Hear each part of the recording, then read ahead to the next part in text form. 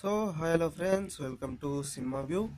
And irumudi movie ఇప్పుడు చూసాను. So నాకైతే మూవీ చాలా బాగా నచ్చింది. అండ్ ఇరుముడి వ్లాగ్ కూడా అప్లోడ్ చేశాను. సో చాలా ఇంట్రెస్టింగ్గా ఉంటుంది, వెళ్ళి చూడండి. అండ్ ఇరుముడి మూవీ విషయానికి వచ్చేస్తే మూవీ మాత్రం నాకు చాలా బాగా నచ్చింది. అండ్ ఈ మూవీలో రవితేజ గారి యాక్టింగ్ అండ్ పాప యాక్టింగ్ అయితే నెక్స్ట్ లెవెల్లో ఉంటుంది. అండ్ లాస్ట్ క్లైమాక్స్ 20 minutes చాలా ఎమోషనల్గా ఉంది. అండ్ స్టోరీ ట్విస్ట్ ఇవన్నీ ఫస్ట్ హాఫ్లో చాలా బాగుంటాయి. అండ్ సెకండ్ హాఫ్కి వచ్చేసరికి కన్విన్స్డ్గా రాసినట్టుంటుంది స్టోరీ లైన్ కొంచెం. కానీ అక్కడక్కడ కొన్ని ట్విస్ట్ అండ్ పాటలు మాత్రం చాలా బాగున్నాయి. ముఖ్యంగా ఈ మూవీలో మల్లెపూల పల్లకి సాంగ్ ఉంటుంది. అండ్ అలాగే అది డీజే వర్షన్ కూడా ఉంది ఈ మూవీలో, ఒక ఫైట్ సీన్లో వస్తుంది. సో అదైతే సెకండ్ హాఫ్లో చాలా బాగుంటుంది. అండ్ ఓవరాల్గా ఈ మూవీ విషయానికి వచ్చేస్తే ఈ మూవీ రవితేజ గారి ఫ్యాన్స్కి ఒక ఫిస్ట్లా ఉంటుంది అనమాట, అంత బాగుంటుంది. ఈ మూవీలో అయ్యప్ప స్వామి పూజ ఇవన్నీ ఉంటాయి. అలాగే మాస్ యాంగిల్లో కూడా ఫైట్స్ ఉంటాయి. అండ్ అలాగే హీరో క్యారెక్టర్ కూడా చాలా బాగా కొత్తగా ఉంటుంది.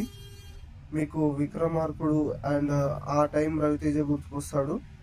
ఆయన యాక్టింగ్ కూడా నెక్స్ట్ లెవెల్. అసలు ఇప్పటి వరకు ఆయన తీసిన మూవీస్లలో ఇదే బెస్ట్ మూవీ అని చెప్పొచ్చు నాకైతే, యాక్టింగ్ పరంగా అండ్ స్టోరీ సెలెక్షన్ పరంగా అయితే ఇదే బెస్ట్ మూవీ అనిపించింది నాకు.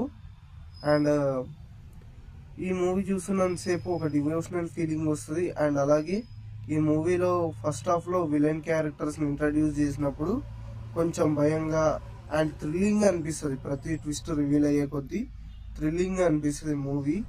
అండ్ ఓవరాల్గా చెప్పాలంటే ఈ మూవీకి నేను 5కి 4 రేటింగ్ ఇస్తాను. ఎందుకంటే ఈ మూవీలో పాటలు అండ్ యాక్షన్ సీన్స్ అండ్ ట్విస్ట్లు ఇవన్నీ నెక్స్ట్ లెవెల్లో ఉంటాయి. సో మీరు ఖచ్చితంగా రవితేజ ఫ్యాన్ అయితే ఈ మూవీకి వెళ్ళిపోండి. మీకు మాత్రం 5కి 5 100% నచ్చుతుంది ఈ మూవీ. అండ్ ఈ మూవీలో కూడా కొన్ని లూప్ హోల్స్ ఉన్నాయి అక్కడక్కడ.